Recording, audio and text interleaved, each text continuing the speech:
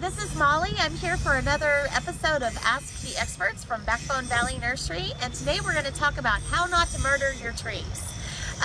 This is a beautifully newly planted live oak, and as you can see, it has been planted so that the flare of the tree is slightly exposed.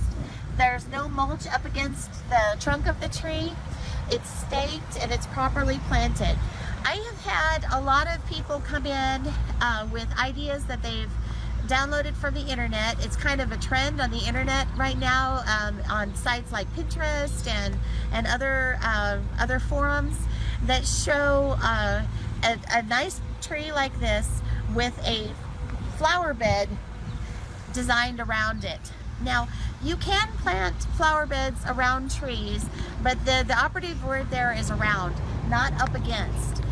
What we're finding in these websites and these suggestions is that you make a wall about a foot high all the way around the tree, fill it up with dirt, and then plant flowers in that. If you do that, you will absolutely kill your tree. It won't be instant, it won't happen overnight, and sometimes, in many cases, it can actually take years. So you might do that and think, my tree looks fine. Well, I promise you it's going to die eventually. It's a slow, kind of painful death for the tree. What happens is when you build up around the tree and fill in with dirt or mulch, you're suffocating the trunk. The vascular system of the tree, keep in mind, is on the outside, just under the bark. So when you plant things up against it, you're basically choking out the tree. You're leading it vulnerable to fungal infection, to bacterial infection, to rot. All of these things are going to damage that vascular system and will kill your tree. Trees are very forgiving, and sometimes it will take years for them to show that they're in distress. So one of the things that you want to definitely keep in mind if you choose to landscape around a tree is to be respectful of the root zone.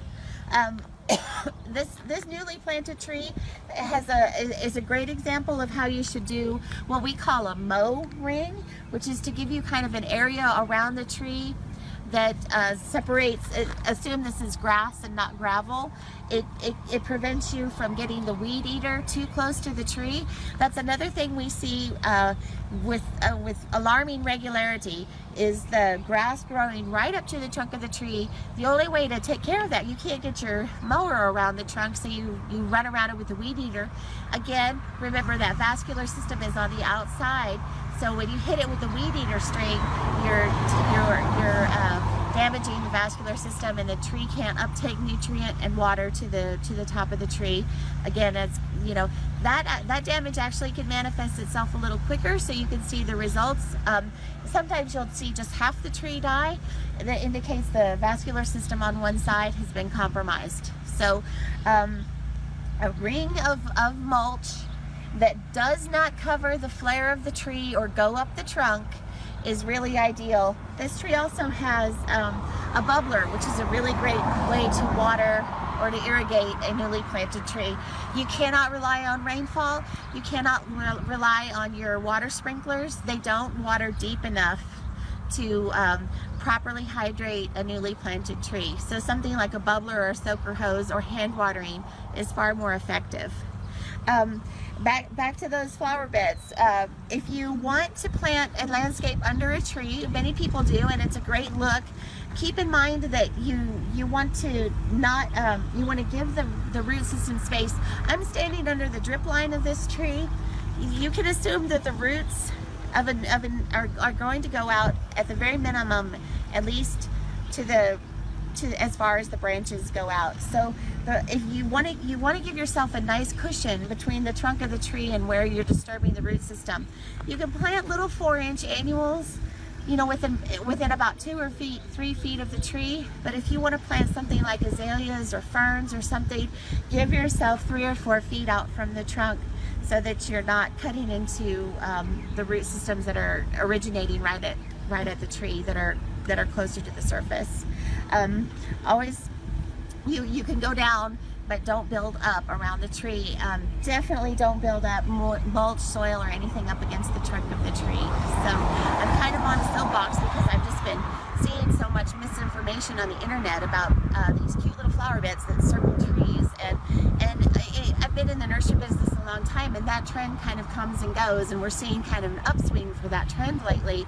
And we want your trees. I mean, trees are so valuable in Texas. Anybody who's had to pay an electric bill in August knows how valuable those trees can be. So we want to protect our trees and take good care of them. They are definitely the anchors in our landscape. They add value and beauty to our homes. So we want to treat them with respect. And if you have any questions about designing a flower bed around a tree, or taking care of an existing bed, or say you've moved into a home and a previous owner has done that, we can talk about rectifying the situation and getting your tree back to health. So any questions, we have knowledgeable staff members here, and if need be, we can always reference an arborist. So for this week's episode of Ask the Experts, this has been Molly, and take care of those trees, and we'll see you next week.